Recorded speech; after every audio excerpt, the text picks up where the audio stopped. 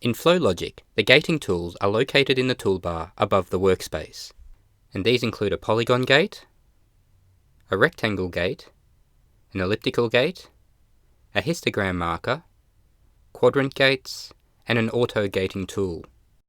To create a gate, firstly open a plot by double-clicking on a sample in the file inspector or selecting a plot in the workspace, then click to select the gating tool. Then either click or click and drag, depending on the gate, to define the region. Polygon gates need to be closed by double-clicking, right-clicking, or clicking on the origin. Gates can be moved by either clicking and dragging from within a gate, or by using the arrow keys on the keyboard after highlighting the gate on the plot. Gates can also be resized by clicking and dragging a corner, or clicking and dragging an edge. When a gate is created, the gate name appears here in the file inspector. To rename the gate, right-click on the gate, select Rename, and type in the new name.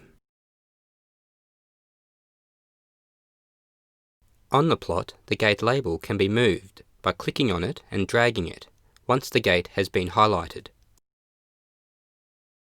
Gated populations can be opened by double-clicking on a gate in the file inspector, by right-clicking on a gate and selecting Plots and Open, or by double-clicking within a gate on a plot. Parameters can be changed by clicking on the parameter label on the axes and choosing a new parameter from the list.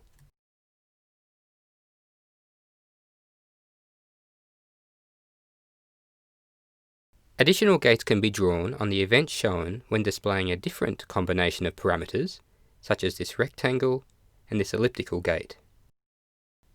Elliptical gates can be adjusted in terms of their width and also their orientation.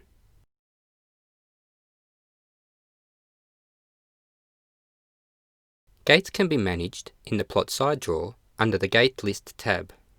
Here we have the gate names, the ability to hide or display gates, and also the option to colour gated populations.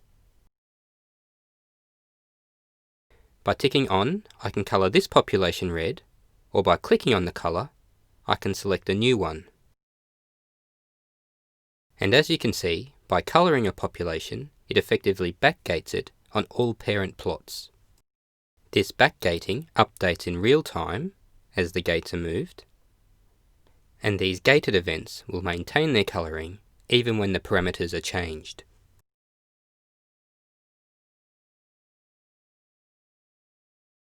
At any stage, clicking on the gate name in the side drawer will return you to the combination of parameters where the gate was drawn. It is also possible to turn off the gate but maintain the coloured populations. Regarding quadrant gates, not only can the edges be adjusted, but also the centre point. And right-clicking on a plot where a quadrant gate exists provides a menu allowing you to reset the quadrant gates or anchor any of the arms. The auto gating tool selects areas based on density as you hover the cursor over the plot, and clicking will set the gate.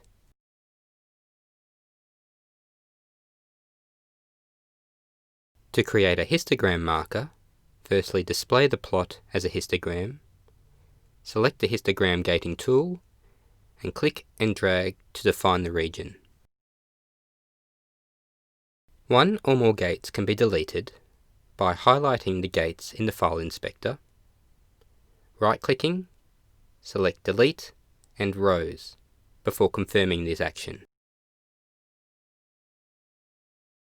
A selection of gates can also be copied and pasted by selecting the gates, right-clicking, choosing Copy and Copy Gates, then selecting the samples that you wish to paste the gates to, right-clicking, select Paste and Gates.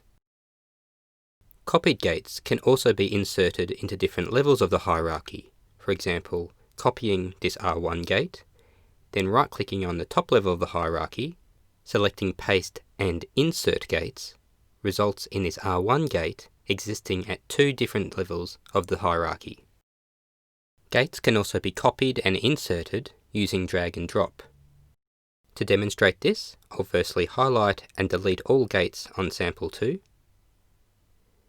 And then to copy the gates from sample 1 to 2, I'll highlight and simply drag and drop. If I highlight and drag from one level of the hierarchy to another, the gate will be inserted into the selected level of the hierarchy. For additional information on the use of the gating tools, see the videos for batch analysis and group analysis.